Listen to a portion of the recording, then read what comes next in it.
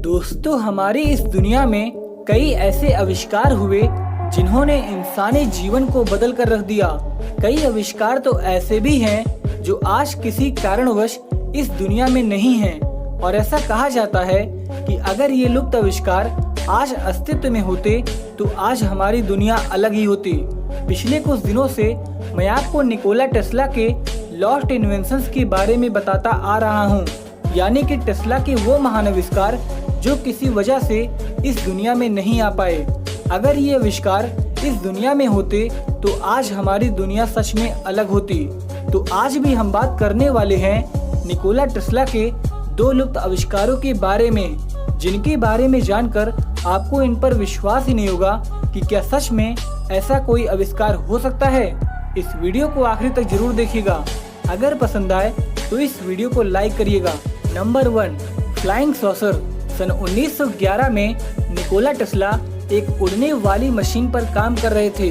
जब उन्होंने इस मशीन का वर्णन दुनिया के सामने किया तो लोगों को विश्वास ही नहीं हो रहा था कि सच में ऐसी कोई मशीन बनाई जा सकती है।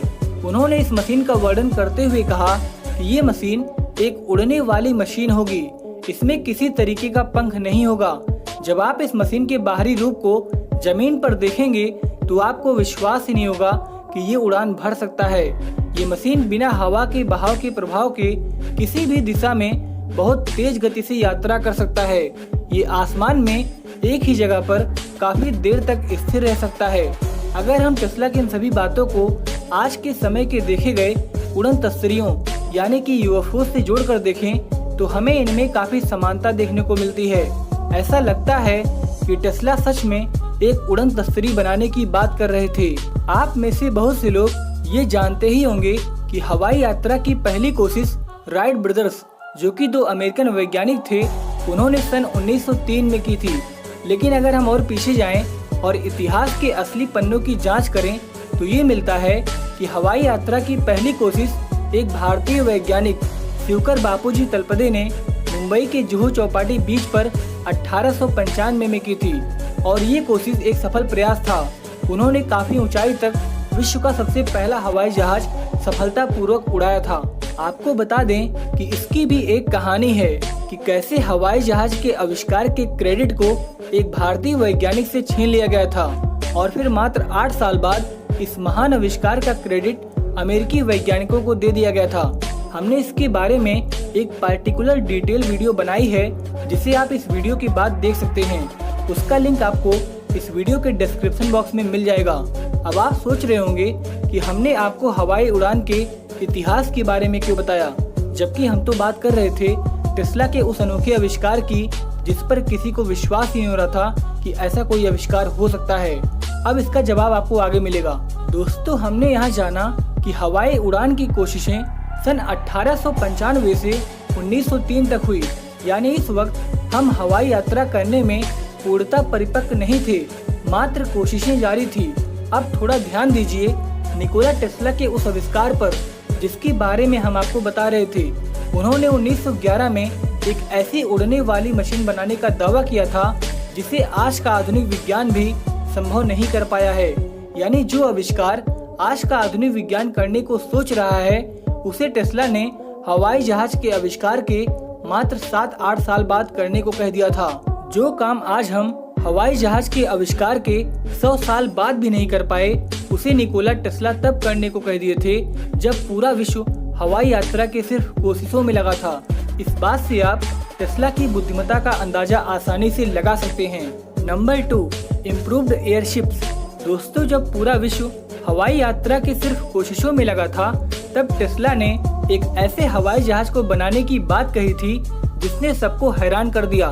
टेस्ला ने कहा था ये हवाई जहाज धरती के वायुमंडल में उड़ान भरेगा और बिना कहीं रुके ये बहुत दूर तक लोगों को एक स्थान से दूसरे स्थान तक पहुंचा सकेगा। इस हवाई जहाज को हमें ईंधन देने की जरूरत कभी नहीं पड़ेगी क्योंकि ये खुद ही सूरज और वातावरण से ऊर्जा प्राप्त करेगा। तो दोस्तों, ये थे निकोला टेस्ला के वो दो लुप्त आविष्कार जिसके बारे में हम आपको बताना चाह रहे थे। अब बात करते हैं कि आखिर निकोला टेस्ला के ये दोनों आविष्कार इस दुनिया में क्यों नहीं आ पाए। दरअसल टेस्ला की मृत्यु 7 जनवरी 1943 को न्यूयॉर्क होटल में हो गई थी।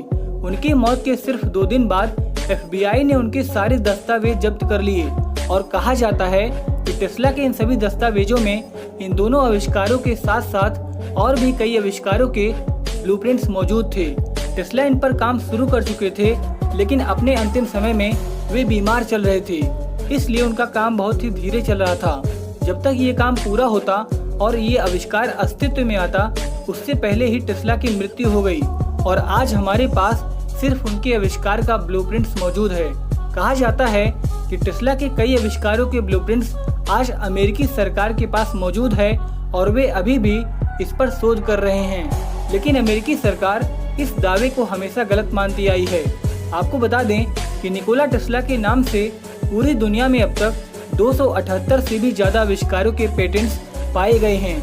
अगर टेस्ला की मृत्यु इतनी जल्दी नहीं हुई होती तो आज कई आविष्कार ऐसे होते जिसकी आज भी हमने कल्पना नहीं की है। आशा करता हूँ कि ये वीडियो आपको पसंद आई होगी। अगर आपको ये वीडियो पसंद आई तो प्लीज़ इस वीडियो को लाइक करें और अपने दोस्तों तक शेयर करें, और अगर आप हमारे इस चैनल पर नए हैं तो प्लीज़ हमें सब्सक्राइब करें ताकि भविष्य में आने वाली ऐसी ही रोचक वीडियो आपको देखने को मिलती रहे। और अगर आपने हमें इंस्टाग्राम पे फॉलो नहीं किया है तो वहाँ भी कर लीजिए। हमारा इंस्टाग्राम यूज़र ID नेम है @mystery_presentation।